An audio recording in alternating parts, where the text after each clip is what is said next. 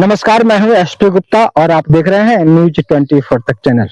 इस चैनल में आप तमाम दर्शकों का हार्दिक अभिनंदन है, हार्दिक स्वागत है।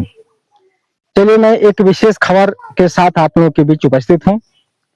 खबर है बिहार के जिला भोजपुर और गांव जमनिया। वहां पर एक बहुत बड़ी घटना घटती है। वहां के एक निवासी जिनका उम्र लगभग 25 वर्ष के आसपास है, उनका नाम है भरत तिवारी, जो पुलिस के इनकाउंटर में मारे गए।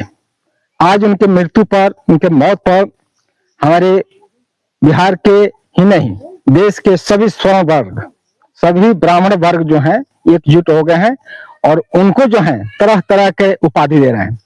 कोई उनको चंद्रशेखर आजाद की उपाधि दे रहा है, कोई भगत सिंह की उपाधि दे रहा है, कोई स्मारक बनवाने की बात बोल रहा है। तो इस तरह से इस समाज के, इस ब्राह्मण समाज के जितने भी तिवारी हैं, त्रिपाठी हैं, चौबे हैं, दुबे हैं, शुक्ल हैं, पांडे हैं, मिश्रा हैं और अन्य लाला हैं, ये तमाम तरह के जितने भी ब्राह्मण लोग हैं, वो सभी लोग एकजुट होकर के आज तिवारी के समर्थन में तरह तरह के जो राजनीति कर रहे हैं। हालांकि भरत तिवारी जो था एक बहुत बड़ा आदतन अपराधी था, गुंडा था, माफिया था। ये मैं नहीं कह रहा हूं, हमारे बिहार के जो मंत्री हैं जीतन राम मांझी जी, उनका भी कहना है और हमारे देश के, हमारे बिहार के बहुत सारा बुद्धिजीवियों का भी कहना है कि भरत तिवारी जो था एक अपराधी था। उनके पास जो पिस्टल थी वो 2.5 लाख रुपए की पिस्टल थी और बहुत पहले से वो पिस्टल रखा हुआ था और उस पिस्टल के बल पर वहां के स्थानीय जो डीएम है, एसडीएम है, जो एसपी है, डीएसपी है, थाना अध्यक्ष है या अन्य फोर्स है, उनको लगातार गोली से मार देने की धमकी लगातार वो दे रहे थे। कौन? तो भरत तिवारी। अब यहां तक कि भरत तिवारी ने अपने फेसबुक आईडी पर उन्होंने स्पष्ट लिखकर बताया कि वहां के डीएम, वहां के एसडीएम हमारी मांगे जो है 2 दिन के अंदर अगर पूरी नहीं करते हैं तो मैं उनको गोलियों से भून दूंगा। भरत तिवारी ने अपने फेसबुक आईडी में स्पष्ट लिखकर उन्होंने पोस्ट किया। ये पोस्ट उनके मृत्यु से कुछ दिन पहले की बात है। हालांकि प्रशासन ने इस चीज को गंभीरता से लिया। जब इस बात को लेकर प्रशासन उनके दरवाजे पर पहुंची तो भरत तिवारी ने पुलिस पर गोली चला दी, कई फायर गोलियां दागी, फिर भी वहां पर पुलिस चुप रही। उसके बाद पुलिस से कई बार उनको झड़प भी हुआ, कई बार उनसे तू मैं हुआ। देखिए, एक हम दिखा रहे हैं यहाँ पर एक वीडियो।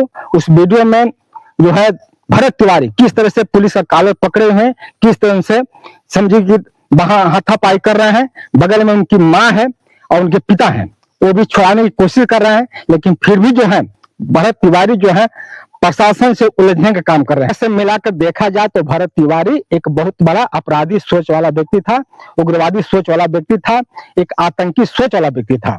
आज वो मारा गया तो आज हमारे देश के जितने भी ब्राह्मण समाज हैं, जिसको मैंने नाम बताया, वो सभी लोग एकजुट हो गए हैं। यहाँ पे फिल्मी स्टार के जो पवन सिंह है, उनकी पत्नी ज्योति सिंह है, यहाँ की जो बागेश्वर धाम के शास्त्री जी हैं, वो भी अपने दुख व्यक्त करने के लिए कहां पहुंचे हैं? तो वहां भोजपुर जौनिया गांव।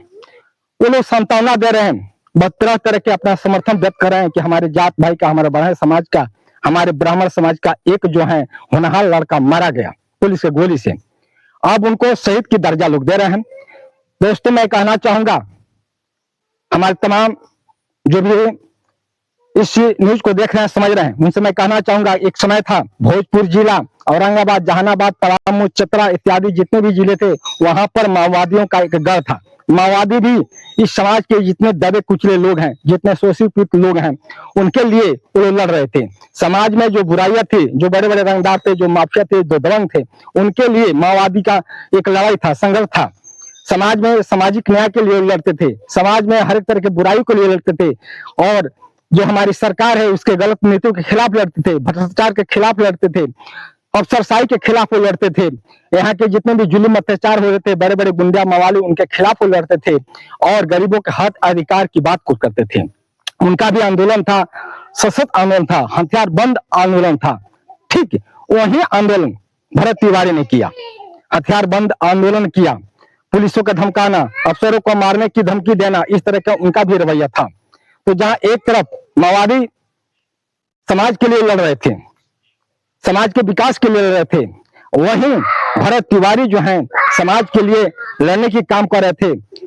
हालांकि मैं ये बात नहीं कर रहा हूं, उनके ब्राह्मण समाज के लोग कर रहे हैं, वो कर रहे हैं, उनके गांव के लोग कर रहे हैं कि वो सामाजिक लड़ाई लड़ रहे थे, लेकिन पिस्टल के बल पर जो लड़ाई लड़ रहे थे, वही लड़ाई तो माओवादी भी लड़ रहे थे।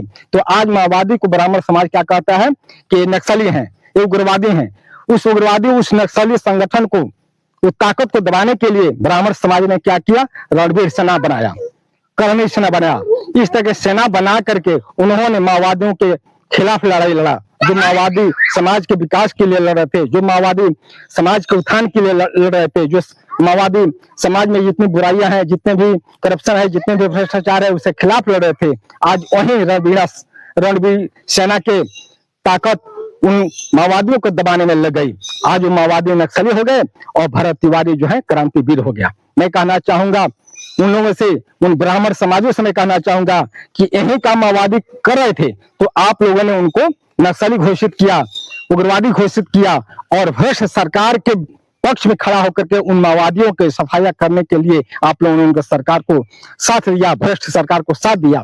आज वही काम भरत तिवारी जब कर रहे हैं, तो भरत तिवारी को आप लोग शहीद का दर्जा दे रहे हैं, भगत सिंह का दर्जा दे रहे हैं। मैं कहना चाहूंगा इन्हीं खास खबर के साथ अब मेरा ये खबर समाप्त होने की दिशा में है और मैं अपने स्टूडियो से वापस चलने के समय हो चुका है।